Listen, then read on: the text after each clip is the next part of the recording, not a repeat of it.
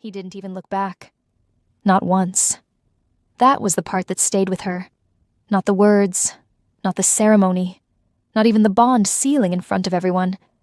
Just that. He didn't look back. I've made my decision. Kaelin Draven's voice carried across the ceremonial grounds, steady and absolute, like nothing about this moment could be questioned. And no one did. The pack didn't hesitate, didn't murmur, didn't doubt. They shifted with him, just like they always would. Lyra Vale stood at the edge of it all, exactly where she had learned to stand over the years, close enough to witness, far enough to be forgotten. Her gaze didn't leave him, even as he stepped forward, even as he reached for another, even as the bond snapped into place between him and the woman he had chosen. Applause broke out instantly, loud, certain, final, like something inevitable had just been confirmed. Lyra didn't move, didn't react, because reacting would mean she had expected something different, and she hadn't. Not really.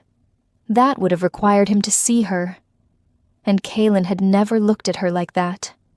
Not once. Not in the quiet moments where they had crossed paths. Not in the late hours where she had lingered longer than necessary. Not even now, when everything was being decided in front of her. She existed in the same space as him. That was all. The realization didn't come as a shock. It settled. Slow. Clean. Unavoidable. Because this wasn't rejection. Rejection would have meant she had been considered. This was absence.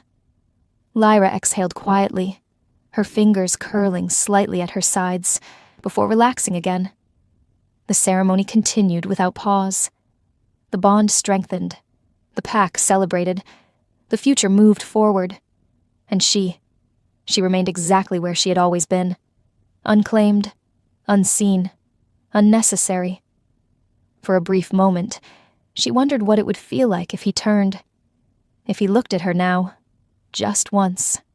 But the thought didn't last, because she already knew the answer. He wouldn't. And somehow, that made everything easier to understand. Lyra didn't leave. That was the part no one would ever understand, if anyone had been paying attention. She stayed, not out of hope, not out of denial, but because leaving would have required her to believe she had something to walk away from. And she didn't. The territory moved on quickly. It always did. By the next morning, the ceremony was already a memory reshaped into certainty. The new Luna was accepted without question, her presence settling into the pack, like it had always belonged there. Kaelin resumed his routine. Meetings, patrols, strategy. Nothing disrupted, nothing delayed, as if nothing had changed. Lyra watched it all from a distance she had perfected over time, close enough to observe, far enough to remain irrelevant. She kept moving through her days the way she always had, quiet, efficient, unnoticed. Only now. There was no reason to linger, no subtle pull that kept her near certain halls, no unconscious awareness of where he might be. And yet, she still felt it, faint, persistent, the bond she had never spoken of, not real enough to claim, not strong enough to matter, but present, like a thread that refused to disappear completely. It didn't pull her toward him anymore. It just existed, a reminder of something that had never fully formed. Days blurred together without structure. Food became optional. Sleep came in fragments, light, distant, easy to abandon, not because she was trying to punish herself, but because nothing required her to maintain anything. No one noticed when she missed meals. No one questioned when she stopped appearing in certain spaces. Her absence didn't disrupt anything. That realization settled deeper than anything else, because it wasn't new. It had always been true. Only now. There was nothing left to distract from it. Lyra paused once, standing at the edge of the training grounds, her gaze drifting across the distance where Kalen stood among his warriors, strong, certain, unaffected. Exactly as he should be, exactly as he had always been. She didn't feel anger, didn't feel betrayal, just distance. Not from him, from everything. And for the first time, she didn't try to close it. At first, nothing about her disappearance stood out. Because Lyra hadn't vanished all at once. She had been fading for days. Gradually, quietly, invisibly. The kind of disappearance no one tracks, because no one is looking. Her routine thinned until it no longer existed. She stopped reporting, stopped showing up where she used to be expected. No one asked why, because no one relied on her. That was the truth she couldn't unlearn now. The territory continued without interruption. Training sessions filled the grounds. Meetings carried on. The new Luna settled deeper into her role, her presence reinforcing stability. Everything moved forward, unchanged. Except for one thing. Lyra. Her strength began to slip in ways that didn't demand attention. Her steps slowed.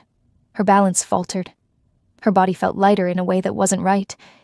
Even her scent, soft, subtle, easy to overlook, began to weaken. But scent only matters when someone notices it fading. And no one did. She stayed away from the main grounds without deciding to. Her body simply stopped taking her there. Instead, she found herself drawn toward the outer edges of the territory. Quieter places, unclaimed spaces. Somewhere between belonging and nothing at all. It felt appropriate. Like she was aligning with something she had already become. One evening, or maybe it was morning, time had stopped holding shape. She didn't make it back. Lyra had been walking along the outskirts, her steps uneven, her breath shallow, her vision narrowing at the edges in a way that didn't alarm her as much as it should have. Because alarm requires urgency, and she didn't feel urgent anymore. Just tired. Deeply. Completely. She reached the tree line before her body gave out. There was no dramatic fall, no cry for help. Just a slow collapse. Knees first, then hands, then nothing. The forest didn't react. The wind didn't shift. The world didn't pause, because nothing in it had been waiting for her. And in the territory she had once lived in. No one noticed she hadn't returned. Valor Thorn wasn't supposed to be there. Not in that part of the forest. Not that close to Kalen's territory. His presence had nothing to do with Lyra. At least, that's what he would have said. The border had been stable for months. No disputes. No incursions. No reason for him to personally oversee anything beyond routine. And yet, he had come himself. No escort beyond minimal guard. No announcement. No need. That was how Valor operated. Precise. Controlled. Unpredictable when necessary. He moved through the outer stretch of land with quiet efficiency, his senses tuned to everything that mattered. Shifts in wind. Traces of movement. Foreign scents. Nothing out of place. Until something was. It didn't hit him all at once. It threaded in slowly. Faint. Barely there. A scent that didn't belong. Not to his territory. Not to anything strong enough to demand attention.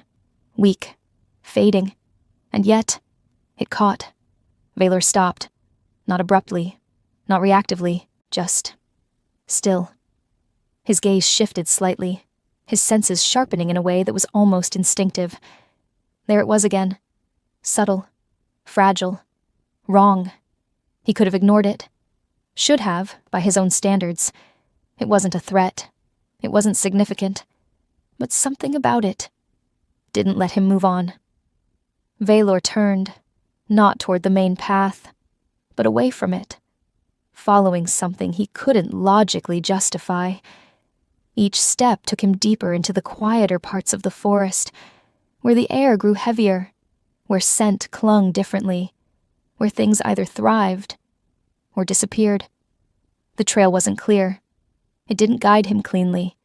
It flickered in and out, inconsistent, fading in a way that suggested time had already passed. Too much time. And still, he followed, because ignoring it felt incorrect. That was the only way to define it. Not dangerous, not urgent, just unacceptable to leave unexplored. The trees thinned slightly as he moved forward, his pace shifting without conscious decision. Faster now, more direct, until he saw her. At first, she didn't look like anything significant, just a shape on the ground.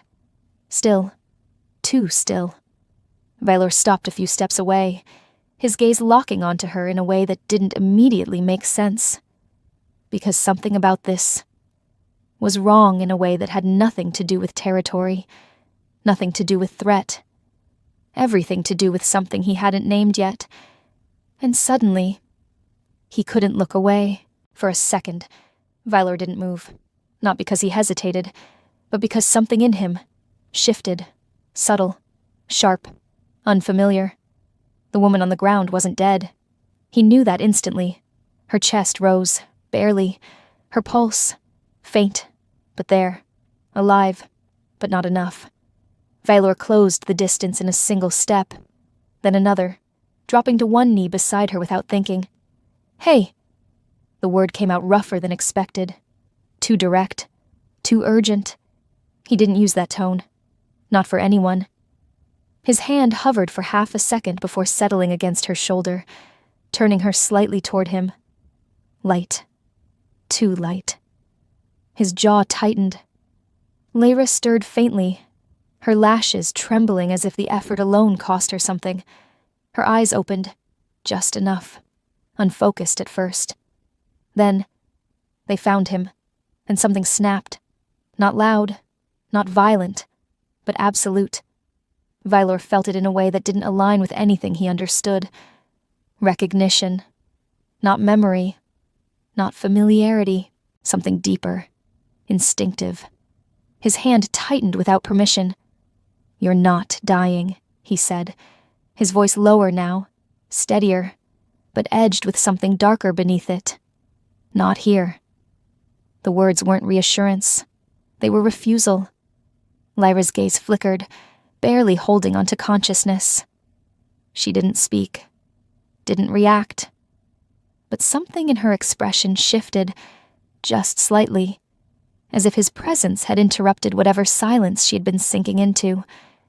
Vailor didn't analyze it, didn't question why this mattered. He moved. One arm slid beneath her back, the other under her legs, lifting her effortlessly from the ground. She weighed nothing. That wasn't acceptable. Her head fell against his shoulder, her body cold against him in a way that didn't align with life. His grip adjusted instinctively, pulling her closer, stabilizing her without thought.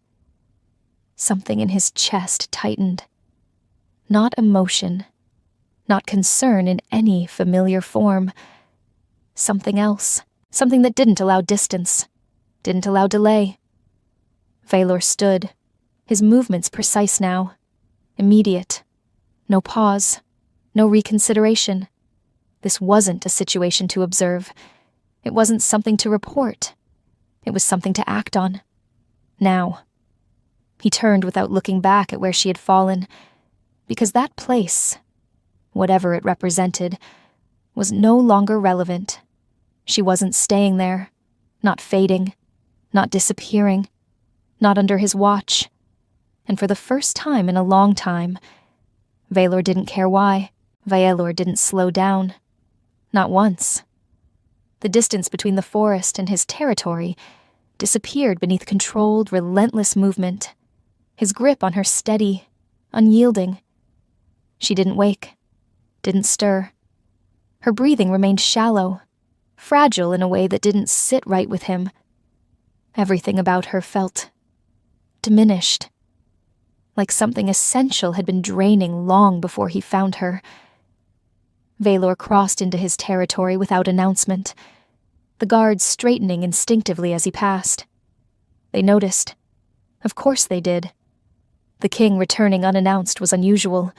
The king carrying someone unconscious, unfamiliar. That was something else entirely. But no one spoke. No one questioned.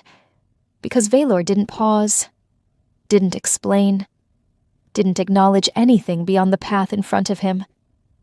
He moved straight through the inner halls, ignoring the subtle shift in the atmosphere, as attention followed him. The doors to his private quarters opened without delay, closed just as quickly.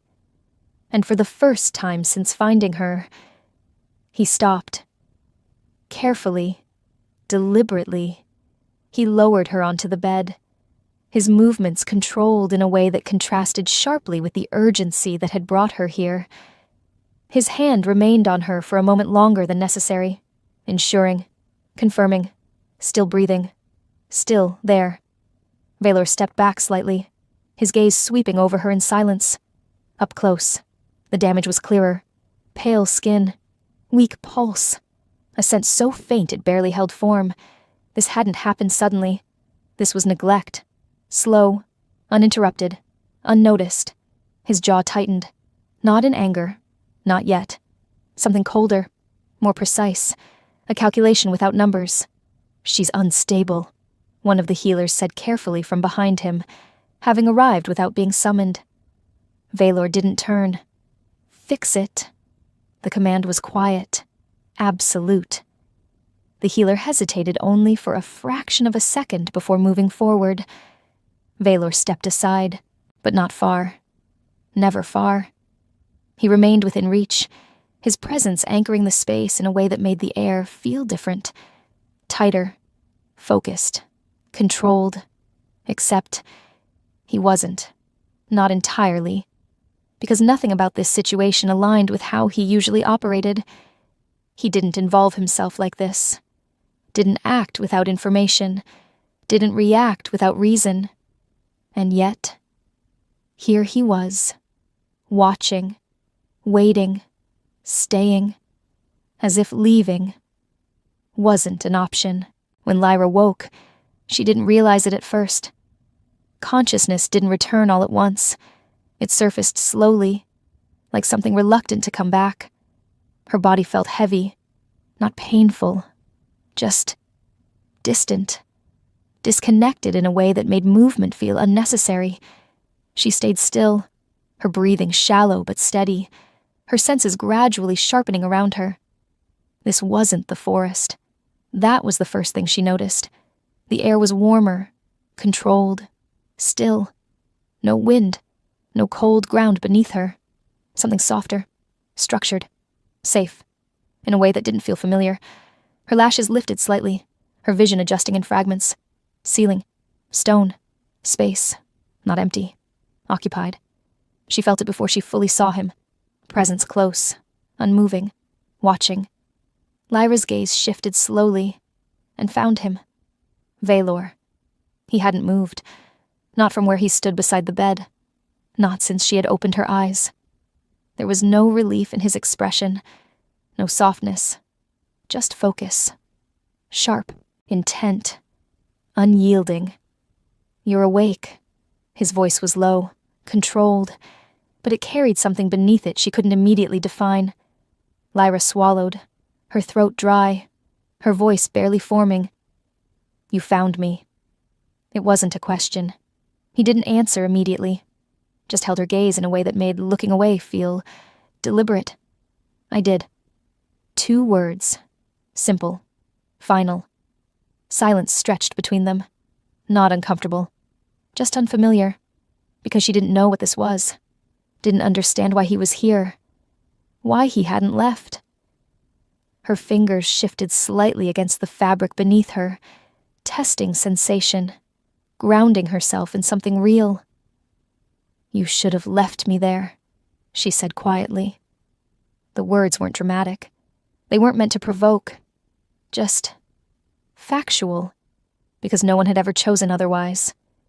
Valor didn't react immediately, but something in his posture changed. Subtle, almost imperceptible. No. The response came without hesitation, without explanation. Lyra frowned faintly, her gaze drifting for a moment before returning to him. Why?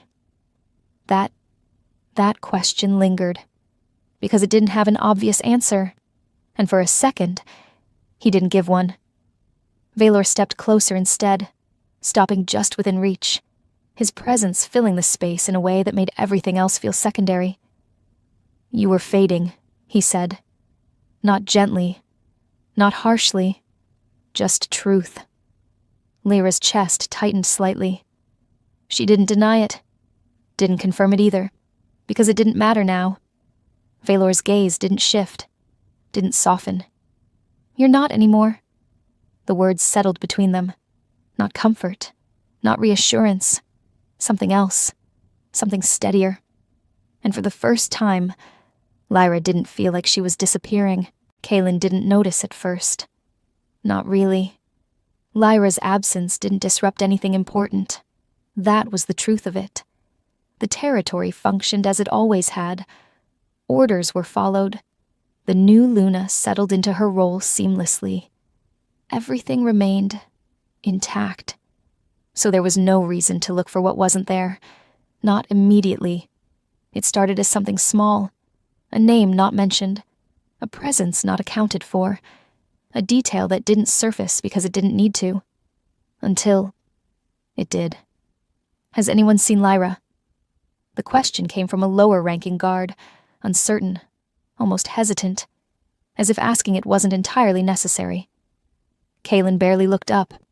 "She's not assigned to anything critical," he said, his tone dismissive, already moving past it. And that should have been the end of it. But it wasn't, because the question didn't disappear. It lingered, not in the room, but somewhere quieter, less defined. Kaelin continued his day without interruption, his focus shifting between matters that required actual attention. But something didn't align. It wasn't urgency. It wasn't concern. Just misplacement. Like a detail that had been removed without being acknowledged. By the time the next report came, it carried more weight. "She hasn't been seen in days." That was different. Kaelin's gaze lifted slightly. Not sharp, not alarmed, just aware. And no one reported it? A pause. "No, Alpha." Of course they hadn't. Why would they? Lyra had never been someone who required reporting. That realization didn't sit the way it should have. Not immediately. But it didn't pass either. "Find her," he said, the command casual, controlled, routine. Because that's what this was. A missing presence. Nothing more. The room shifted back into motion. Orders carried. Tasks resumed. And yet, the thought remained. Unfinished. Unresolved. Because for the first time, Kaelin tried to place her. Not physically. Not in the territory. But in his mind. And he couldn't. Not clearly. Not specifically. Just fragments. Quiet moments. Passing proximity. Nothing defined. Nothing held. Nothing that should have mattered. And yet, now that she wasn't there, the absence had shape. Faint. But persistent. Like something he had never paid attention to. Until it was no longer there to ignore. By the time Kaelin understood, it wasn't sudden. It didn't hit him all at once. It built. Slowly. Through fragments that refused to stay disconnected. She was last seen near the outer edge. The report was calm, routine, but something in it didn't settle. Kaelin's gaze lifted, sharper now. And no one followed? No, Alpha. There was no reason to. Of course there wasn't. There had never been a reason to follow Lyra. That was the problem. Kaelin dismissed the room with a single gesture, the space clearing quickly, leaving him alone with something he hadn't fully defined yet. He didn't move immediately. Because for the first time, he was trying to understand something he had never needed to before. Not strategy, not territory, not power. Her, Lyra. And the realization came in pieces.